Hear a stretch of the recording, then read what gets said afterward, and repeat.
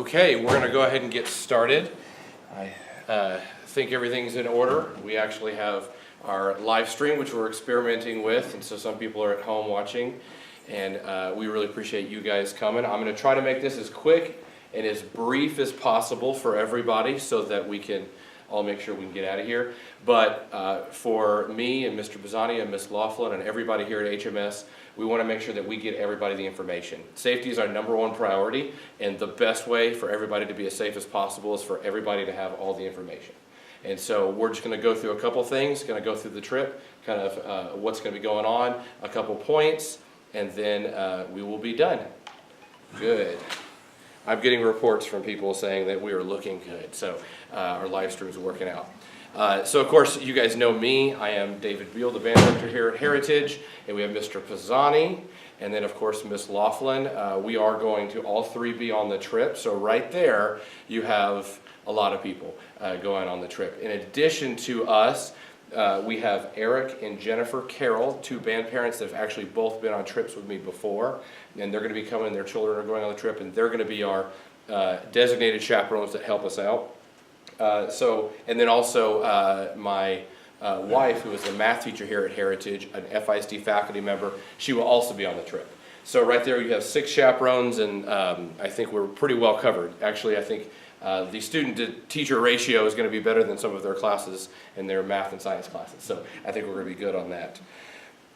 If you are wanting to go along with us to San Antonio, you are more than welcome to do that. Make your way on your own there. Go ahead and go to, get your own hotel, any of that stuff. Go to all the events with us. More than welcome to do that, just like you're a regular customer at those venues and those places. Just know that FISD is going to request that anybody that does go and participate with us, that's an adult over 18, if you can just turn in a background check form for us, we'd really appreciate that. You can get those at our website, hmsband.org/trip. And you can download that form, just send it up with your kid, and get it up to us, and we'll take care of that for you. We really appreciate that. Let's go through the itinerary real quick. Okay, so we're going to start with Saturday. We have a call time of 8 a.m. here at the band hall. Everybody's going to need to be here right at that time because it does take a while to load. What we do is actually, it's a standard procedure that we put all of our stuff together in a row and have our law enforcement officials go through and check those bags with the dog. That's a standard procedure for all FISD trips. Of course, we don't expect anything, but we just want to make sure that we're complying with our policies on that. Everybody should eat breakfast before they come, okay? And then we're going to bring a sack lunch for the bus. And we're going to probably be stopping on our way in San Angelo, just a little park picnic style. Everybody gets out, has a little break, we eat lunch, get back on the bus, go. And that lunch, please, that is provided by you guys. So if you wouldn't mind packing a sack lunch for them, if you have any issues with that, or there's some dietary restrictions or whatnot, please let us know, and we're going to help make sure that we accommodate your kids as best we can. Just a simple little lunch. Just make sure when you do that, any of the drinks or beverages are closed tops, not cans. That kind of gets maybe in the way if they drop onto the floor and all that kind of stuff. We will hopefully be departing for San Antonio at approximately 9:30 to stay on schedule. And then we're going to start trucking on that way. And of course that lunch at 12. The big event for the whole thing is the Tejas Rodeo in Bulverde, Texas. That's about 30 minutes north of San Antonio, and so we're going to be coming in and cutting across before we get to San Antonio and going over there. Going to be a lot of fun. I think a lot of people are envisioning maybe the situation where we're going to be. We're actually going to be on their dance hall floor, and it's going to be like a pep rally style concert. The kids are really excited. We're playing a lot of really fun music. We're going to be performing for any of the audience members there that happen to be there. The doors open at 5 for the rodeo for any time, any Saturday. And so if you're going to be traveling with us, you can get there anytime. You will have to, I think I sent something out that I think it was $12, $12.50 for admission for everybody to go. I think kids are a different price.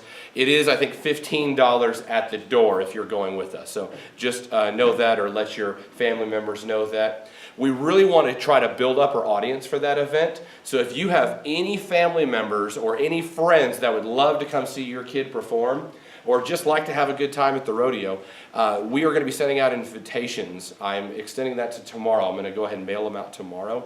We have this cool little mailer invitation, and we're going to be emailing a little graphic to anybody. The form to fill that out is at hmsband.org/trip, and you can fill out that invitation form there, and we'll send something to them. If you don't know their address, just fill out their email. We'll email it, or vice versa. And it's going to be a lot of fun. We just want as many people there as possible. Okay, so at Friday, like I said, we're going to arrive at 5. 5:30 is going to be the actual performance. And that'll be there on the stage. And then after we get done, we're going to eat a really great barbecue dinner. Now, that's the band. If you're traveling with us on your own, you got to do your own thing. But the band is providing a really great barbecue meal. I've actually sampled this meal before. It's fantastic. And then we're going to be watching the rodeo. And like you saw in that little picture a second ago, it's a good old-fashioned Texas rodeo. Lots of fun. I've viewed the rodeo before, again, at this particular place. It's going to be a new experience for a lot of us. If some of you have been to rodeos across Texas, like for instance the big ones in San Antonio or Houston, it's going to be a little more country and a little less big stadium, right? It's going to be a lot of fun, really cool experience for everybody.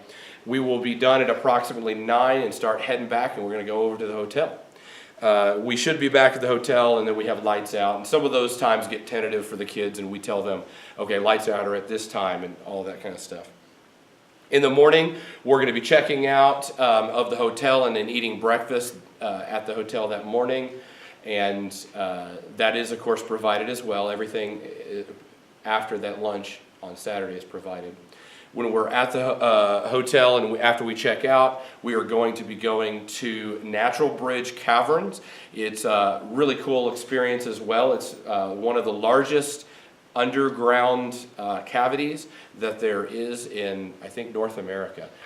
It's a really beautiful cave. There's some really neat science to it and just some cool stuff to experience and see. If you've ever been to Carlsbad, it's very similar. It's a different kind of structure.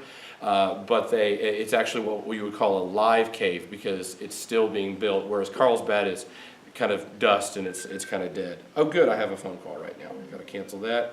Hopefully the presentation's still going. Great.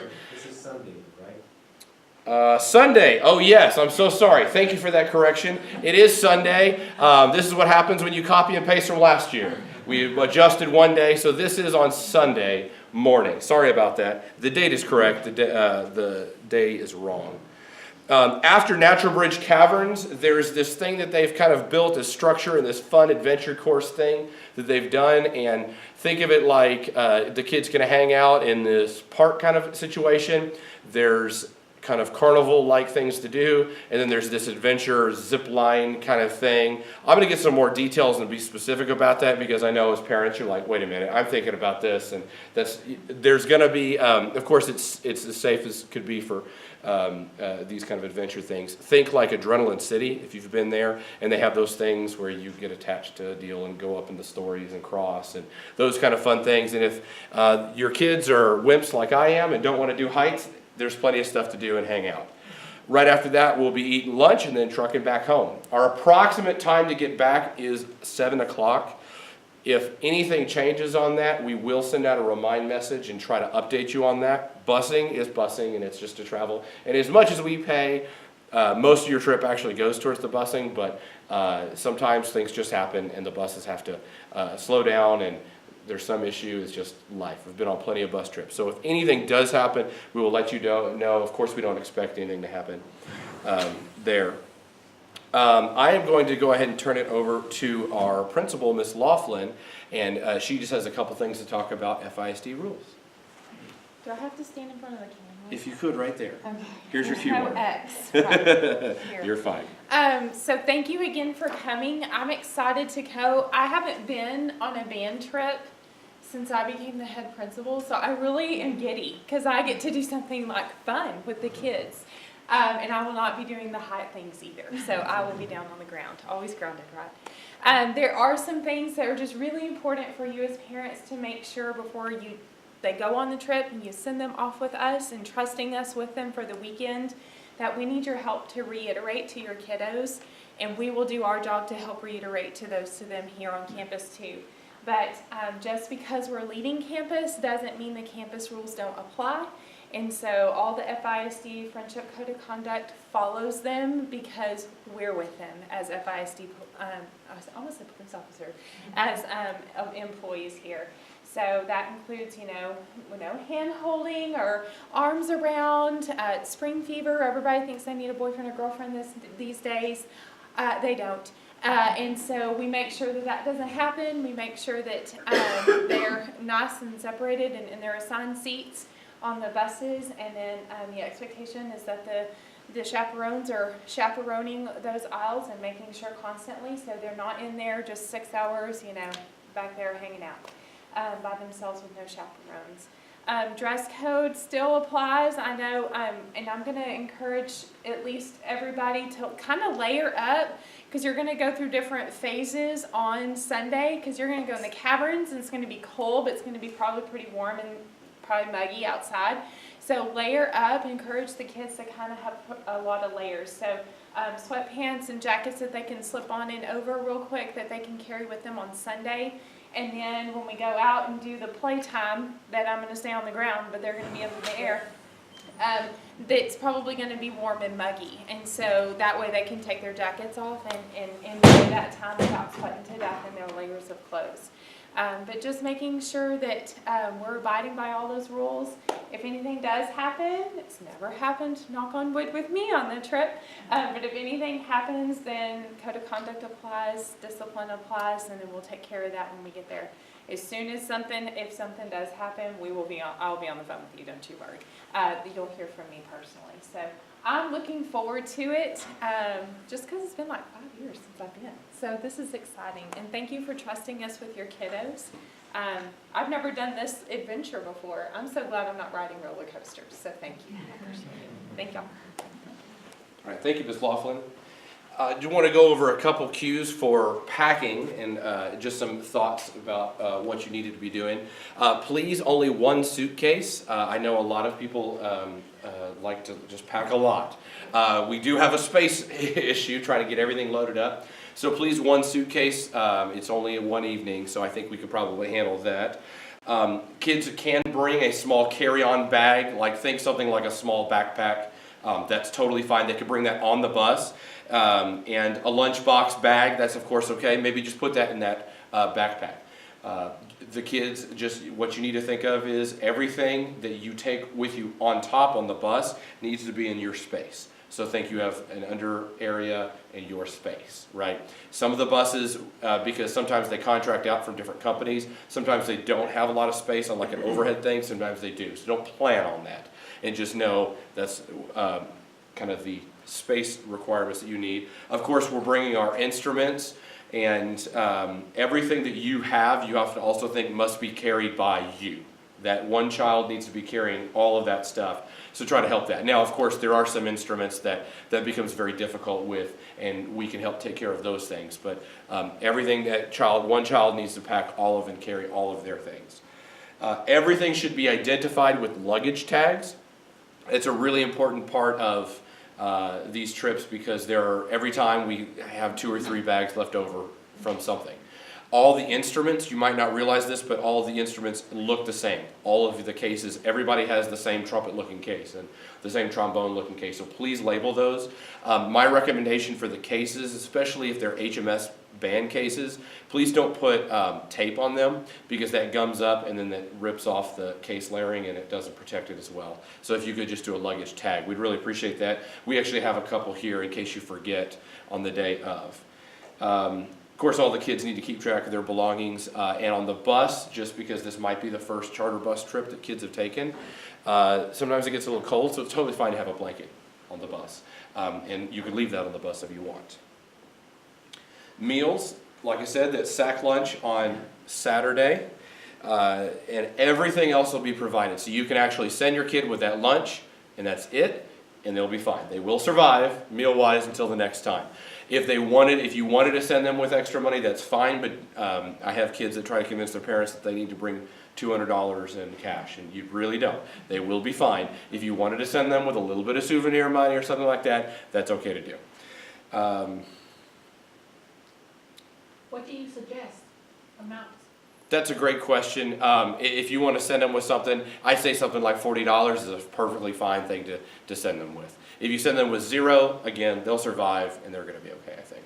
A lot of times when we send a 7th grader with money, they will come back with zero. They will find a way to spend it all. So it gets a little crazy. On dress code, we already addressed dress code a little bit. A lot of times girls like to wear like the Nike shorts and the short. We're still in school dress code, so still try to follow those restrictions, whatever we have. One thing I'm seeing a lot lately is holes in jeans, and I know the principals are addressing it. We are representing Friendship ISD, right? On Saturday, we're going to ask everybody when they leave to go ahead and be wearing their HMS band shirt. It's the gray HMS band shirt that Mr. Pisani can demonstrate for us. Very good, excellent modeling job. That's the shirt that we were asking. If there's an issue and you don't have one, or you lost it, or the dog ate it, or something like that, of course those are available for $10, and you can get another one. If you want to wear a jacket over that, that's of course fine, totally fine, but we want to make sure that's the shirt. And then on Sunday, let's go ahead and wear, anybody can wear just comfortable clothes, but let's go ahead and try to make them Friendship ISD something. You can wear your softball shirt, or your robotics shirt, or whatever you want. But let's try to make it Friendship. And if you don't have that, we can get you another band shirt, we'll just get you one, or just wear blue. No big deal. It's not a huge requirement. We just want to represent Friendship when we're there. Time schedules are extremely important for us. If the 8th graders could attest to anything, we have pretty strict punishments and time out of things when you do not abide by our time schedules. So if we say you need to be back at this place at this time, we really do mean it, and then we will take and punish you and add time or take time away from things later on if you do not meet those. All students are required to have some kind of a timekeeping device with them, or be with somebody who does, right? Cell phones are perfectly fine to count. Watch is a great idea too. And you might think, well, Mr. Beal, aren't you going to be standing there with them? Well, in some places like the rodeo, for instance, it's a contained area, and they're all in one area, but sometimes they're over here, over there, and so if they're spread out just a little bit, we want to make sure that everybody knows where to be. It's the same thing at the Natural Bridge Caverns area, right? We want to make sure that everybody's aware that they're not up on some ropes course thing, not ropes course, what is it called, zip line thing, and we're trying to leave and trying to get you down. We don't want to take care of that. We were going to talk about with the students that all the students are going to need to sign up for the Remind Tech service if they have a phone with them. And if they don't have a phone for whatever reason, which is fine, they just need to be hanging out with somebody who does all the time. And that's because sometimes we might send them little quick messages and whatnot, and that's a big communication thing for us. We will be sending out stuff like, hey, when we get off the bus, this is what you need to be doing. It's the best and easiest way to get a hold of everybody all at one time. And the kids can sign up for that at the bottom of the hmsband.org/trip. There's a place there, and we'll be doing that in class with them. In the hotel, it's extremely important for us to represent heritage in the hotel setting, because if you have a bunch of kids coming in and we're all loud in this hotel because we're going to be getting back at about 10, there might be other people staying there. We want to make sure that we're representing everybody. When the kids enter the hotel, we're going to be doing what we call like focus mode. That's when we're in a performance mode. We're quiet, we're nothing but a whisper, and we're getting to our rooms and getting our job done, which is getting in our room safely. We want to make sure that happens so we can check them into the rooms and we can get going on sleeping, right? Because they actually only have about 8 hours in the hotel room. That's all we get. If we do have any issues at night with the kids, anything like that, well, let me just say it this way.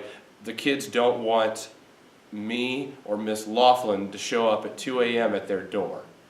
Like, you could just imagine what's going to happen next. It's just going to be I like really my sleep, y'all. Yeah. Not gonna lie. I like my sleep. We, of course, say no boys and girls rooms and vice versa, but we also got to make sure that really, it's because we're only there for a very short amount of time, the kids are only going to be going in their room. Also, students should not be using the phones, the in-room phones, for any reason, right? They don't need to be doing that. And then in the hotel, they don't need to be going to the windows and waving at all their friends and doing all that stuff. There might be other groups that are staying there at the hotel at the same time because it's a very popular time of year for student travel. And if that's the case, they don't need to be interacting in a negative way with anybody else in the hallways, getting to their rooms, or in the windows, or whatever.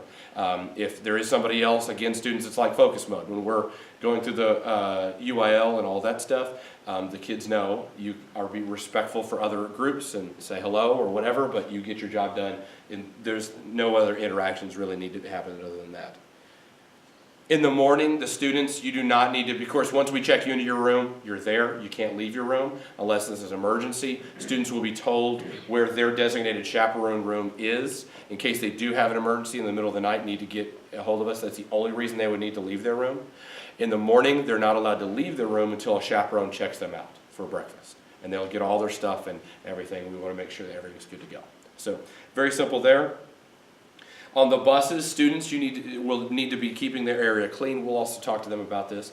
They'll be keeping their area clean and picking up the trash as they go. That's a really important thing for us. We always have somebody lose something on the trip. So we just got to make sure the kids are keeping track of their own stuff there.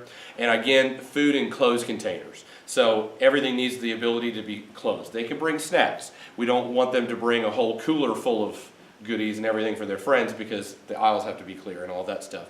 But if they want to bring something small and bring snacks for the bus ride, totally fine to do. Just needs to be closed so that nothing spills by accident because that just gets messy and gross. Coolers permitted, they're not permitted, lunch boxes are okay.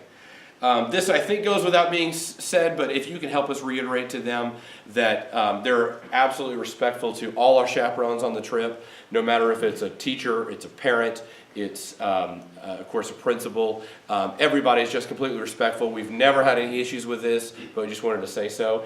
And we'll also tell the kids that if there's another adult on the trip, they just need to be respectful of everybody. And of course, if they have any questions, they know how to find a chaperone at all times. This is a really important one and a big question for everybody. What if your child has medicine, a special medicine needs that they need to be taking? Or what if it's a just-in-case kind of thing? Students are not going to be permitted to have any medication whatsoever on their person. This is a really big one that gets kids in trouble by accident because if they have something on them that they're normally allowed to take at your home and all that stuff, another kid sees that, something gets thought that's not the truth, and then it blows up into a big thing, and it really is just an accident. It was just 2 little ibuprofen tablets, right? We want to make sure that nothing like that ever happens. We will have a pack of ibuprofen and Tylenol and Tums and all that kind of stuff, and you will actually designate whether they're allowed to take those or not on a form that we're going to be getting to you. But if they have any medication at all in their person, they're not allowed to have that. Now, if they're allowed to have something because of school or whatnot in a normal school setting, like maybe an inhaler or something like that, that is maybe a different situation. But what's going to happen for any medication whatsoever, period, you will need to check that in on Saturday in the morning before we leave with Miss Laughlin. She's going to be set up at a table in the band hall, and she's going to take all that. If you could help us out with that and put the medicine labeled in a baggie, clearly labeled, with their name on a piece of paper in the baggie and the directions, and if it's like as needed or takes with food in the morning or whatever that happens to be very clear. And Miss Laughlin will be in charge of that for the whole trip, and she'll have that with her. And if there is any strange situation or different situation than that, you could of course address that with her then.